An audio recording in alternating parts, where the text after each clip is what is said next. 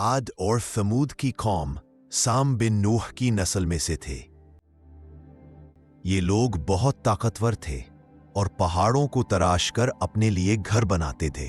अल्लाह ने उनको बेहद ताकतवर बनाया था,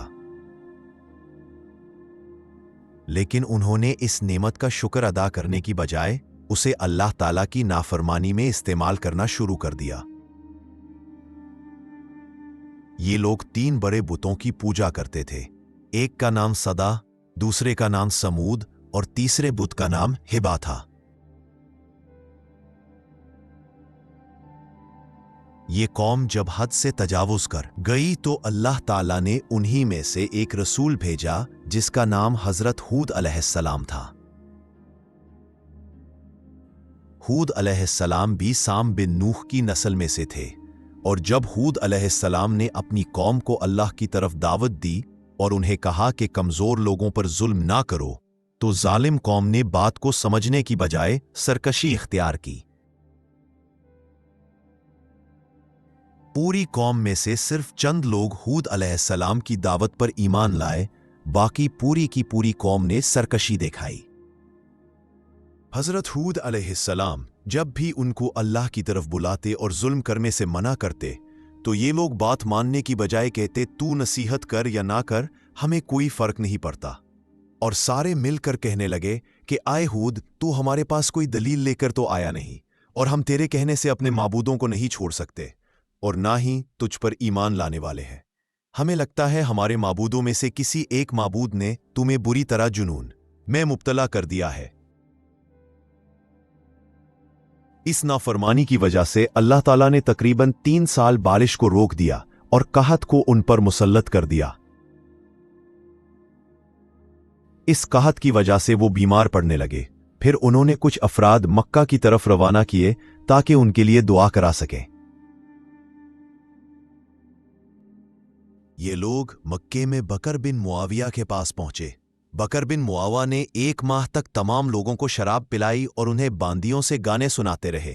इसके बाद उन लोगों ने एक शख्स को एक पहाड़ की जानिब भेजा ताकि उनके लिए बारिश की दुआ कर सके। वो शख्स पहाड़ पर चढ़ गया और बारिश की दुआ मांगी। उतने में वहां पर एक सियाह बादल आया तो ये लोग खुश हो गए और एक दूसरे को बशारत देते रहे। लेकिन इसमें से किसी पुकारने वाले ने पुकारा कि उन सबको राख का ढेर बना दे और किसी एक को भी नहीं छोड़ना। इसके बाद हवा के तेज झक्कड़ चले जो जमीन से लेकर आसमान तक नजर आ रहे थे। ये सब देखकर आद खौफजदा हो गए और अपने घरों की तरफ भागने लगे।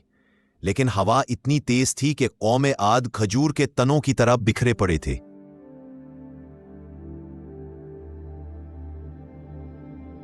ये तेज हवा 8 दिन और 7 रातें मुसलसल चलती रही, जिसकी वजह से पूरी की पूरी कौम आद राख का ढेर बन गई। कौम आद में से अल्लाह ताला ने सिर्फ एक कबीले को जिंदा रखा जो हूद अलैहिस्सलाम को सच्चा मानते थे, और ये लोग मक्के में रहते थे। कौम आद में से 7 लोग बच गए तो उन्होंने मशवरा किया कि वादी में चलते हैं और देखते हैं कि लोगों के साथ क्या हुआ है। उसके बाद सारे लोग जैसे ही वादी में पहुंचे और तेज आंधी ने एक बार फिर से आकर उनको घेर लिया, और उनमें से 6 लोग वहीं पर खत्म हो गए, और सिर्फ उनका सरदार जिसका नाम खलजान था वो बच सका। और उसके बाद खलजान भागकर पहाड़ पर चढ़ गया। जब हूद अलैहिस्सलाम को पता चला कि खलजान बच गया है तो वो उनके पास पहुंचे और उसे कहा कि इस्लाम ले आओ। खलजान ने पूछा, अगर इस्लाम ले आऊं तो क्या मैं बच जाऊंगा? हूद अलैहिस्सलाम ने फरमाया, कभी आपने देखा है कि किसी बादशाह ने अपने सिपाहियों को किसी से दूर रखा हो? उसके बाद भी खलजान ने हठ धर्मी दिखाई और कहा कि अगर ऐसी बात है तो मैं ईमान नहीं लाता। उनका इनकार करना ही था कि एक जोरदार आंधी आई और उसे भी उसकी कौम के साथ मिला दिया।